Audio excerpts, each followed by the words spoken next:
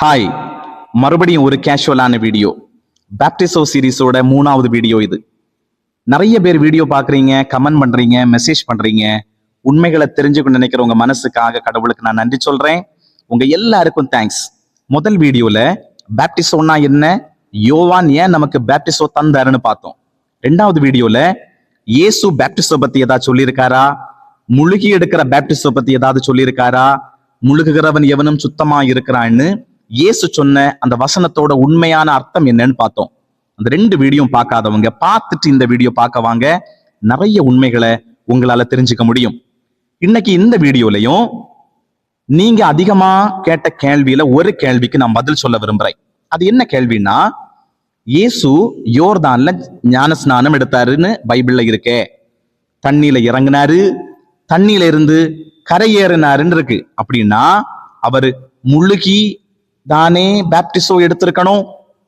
அப்போஸ்தலர் 8ஆம் அதிகாரத்துல எத்தியோப்பிய மந்திரி தண்ணியில இறங்கினாரு, தண்ணியில இருந்து கரையேறினாருன்னு இருக்குதே, அப்படின்னா அவரும் முழுகி தானே பேப்டிசோ எடுத்திருக்கணும். அப்படின்னா முழுகி எடுக்கிற பேப்டிசோ தானே சரி, பைபிள்ல ஆதாரம் இருக்குதே.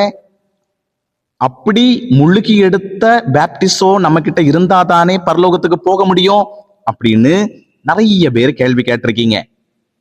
இது உங்க கேள்வி மட்டும் இல்ல, உலகத்தோட கேள்வி இதுதான். இந்த கேள்வியை மையமா வச்சுதான், இந்த ஆதாரங்களை மையமா வச்சுதான் சபை இன்னைக்கு பிரிஞ்சிருக்கு. நம்ம எல்லாம் சண்டை போட்டுக்கிட்டு இருக்கோம். இன்னைக்கு இந்த வீடியோல உண்மைகளை தெரிஞ்சுக்க போறோம். வீடியோ ஃபுல்லா பாருங்க, ரொம்ப கவனமா பாருங்க. ஒரு விஷயத்தை நான் உங்ககிட்ட சொல்ல விரும்புறேன்.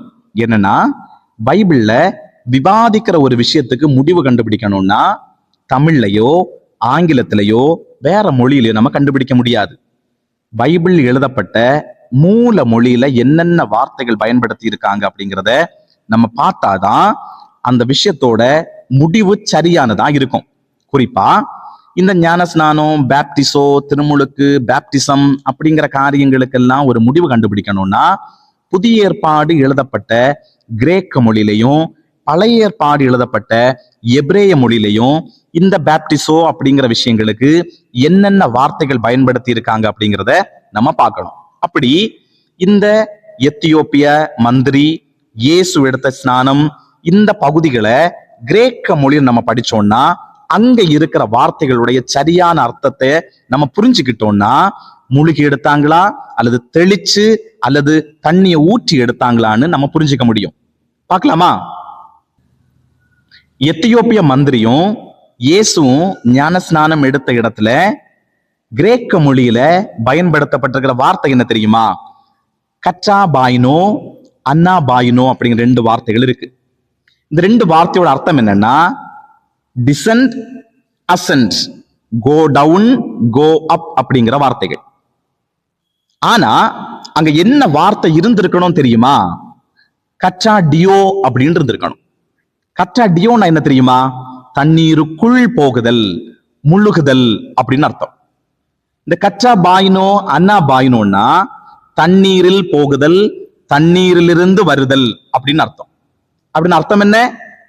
இயேசுவும் எத்தியோப்பிய மந்திரியும் தண்ணீர இறங்கினது உண்மை, ஆனா தண்ணீருக்குள் போகல, அவங்க முழுகல.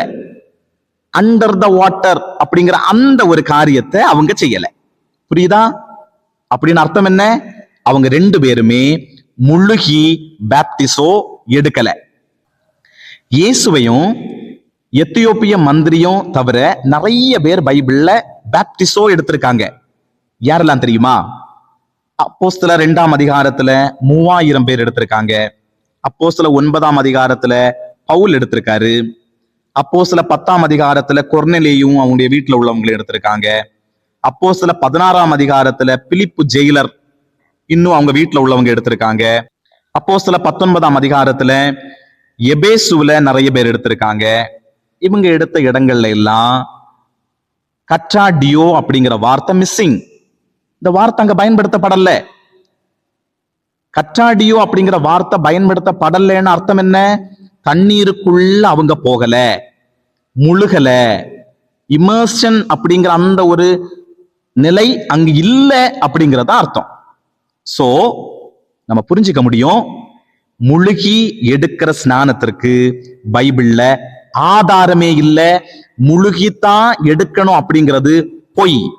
இன்னொரு விஷயம் நான் உங்ககிட்ட சொல்ல விரும்புறேன். என்னன்னா, ஞான ஸ்நானம், திருமுழுக்கு, பேப்டிசம்னு இந்த சுத்திகரிப்பின் முறைமைய அல்லது இந்த பியூரிபிகேஷன் ரிச்சுவலை நம்ம சொல்லக்கூடாது, பேப்டிசோன்னு தான் சொல்லணும்.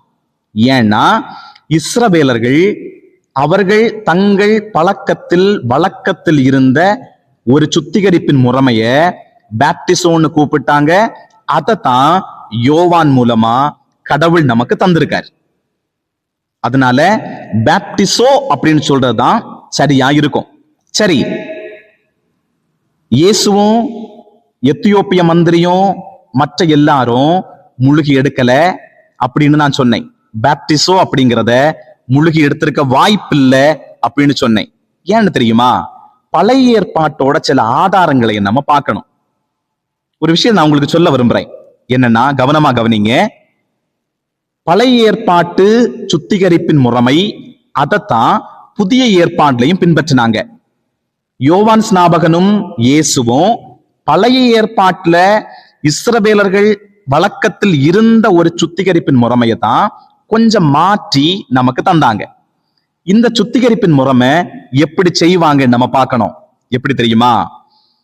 ஒரு சுத்திகரிப்பின் முறைமைய 2 பேர் சேர்ந்து செய்தா அங்க என்ன செய்வாங்க தெரியுமா?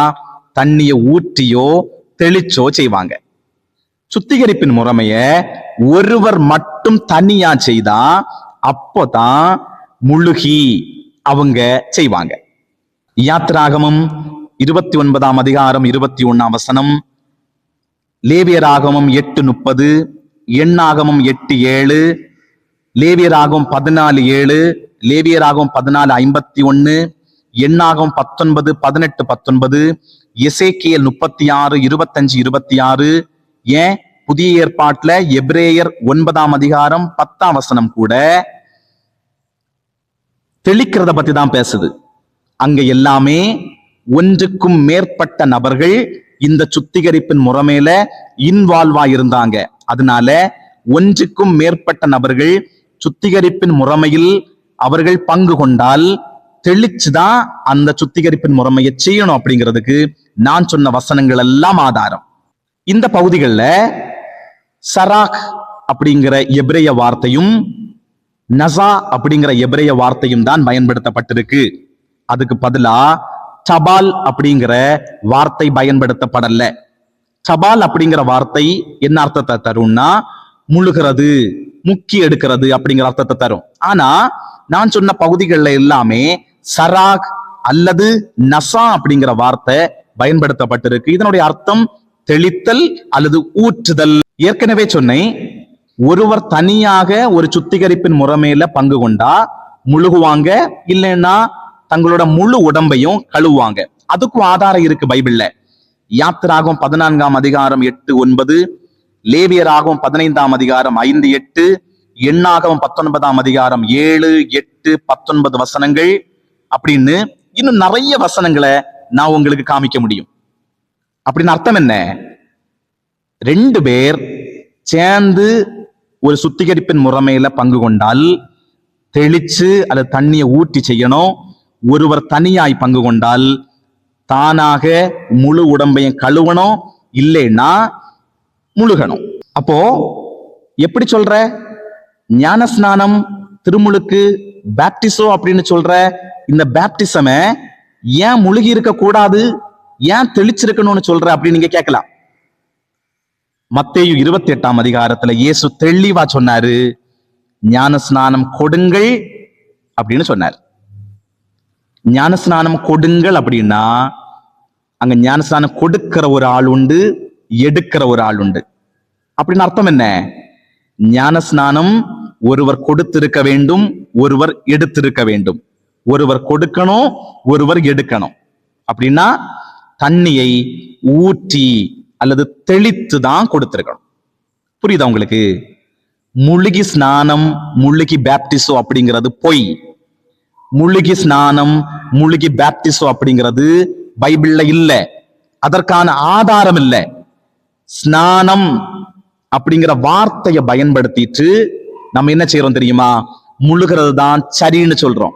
ஆனா மூல மொழியாகிய எபிரேய மொழியிலையும் கிரேக்க மொழியிலையும் அதனுடைய அர்த்தம் நிறைய அர்த்தம். முதல் வீடியோல நான் உங்களுக்கு சொன்னேன், பேப்டிசோன்னா 3 அர்த்தம் உண்டு. முழுகுதல், தெளித்தல், கழுவுதல். இங்க இந்த பேப்டிசோவை ஒருவர் கொடுத்து இன்னொருவர் பெற்றுக்கொள்ளணும்னு இயேசு சொன்னதுனால 2 பேர் இப்ப இருக்காங்க இந்த சுத்திகரிப்பின் முறைமையை செய்யும்போ. அதனால எபிரேய வழக்கத்தின்படி, இஸ்ரவேலிய வழக்கத்தின்படி, பைபிள் நமக்கு சொல்லுகிற வழக்கத்தின்படி ஒருவர் தெளிச்சோ அல்லது தண்ணி எடுத்து ஊற்றியோ மற்றவருக்கு கொடுத்திருக்கணுமே தவிர தனியா அவங்க முங்கி இருக்க வாய்ப்பே இல்லை. ஏன்னா பேப்டிசோ 2 பேர் இன்வால்வ் ஆகி இருக்கணும். உங்களுக்கு இன்னைக்கு தெளிவா புரிஞ்சிருக்கும்னு நினைக்கிறேன். பேப்டிசோனா என்ன? முழுகிறது இல்ல, தெளிச்சோ அல்லது தண்ணியை ஊற்றியோ எடுக்கிறது. முழுகி பேப்டிசோ எடுக்கணும்னு சொல்றவனும் பாவி, அப்படி எடுக்கிறவனும் எடுத்தவனும் பாவி. ஒழுங்கா மன்னிப்பு கேட்டுரு கடவுளுக்கிட்ட. பரலோகத்துக்கு போகணும்னு நீ நினைச்சிட்டு முழுகி எடுத்தேன்னா நீ பைபிளுக்கு எதிராக எடுக்கிறேன்னு அர்த்தம். காரணம் வீடியோல ஃபுல்லா சொல்லிட்டேன். முழுகி எடுக்கிற ஸ்நானத்திற்கு ஆதாரம் பைபிள்ல இல்ல. ஏன் நமக்குள்ள சண்டை? பைபிள் படியே செய்வோம். கடவுள் நம்மோடு கூட பயணிப்பாராக. நன்றிகள்.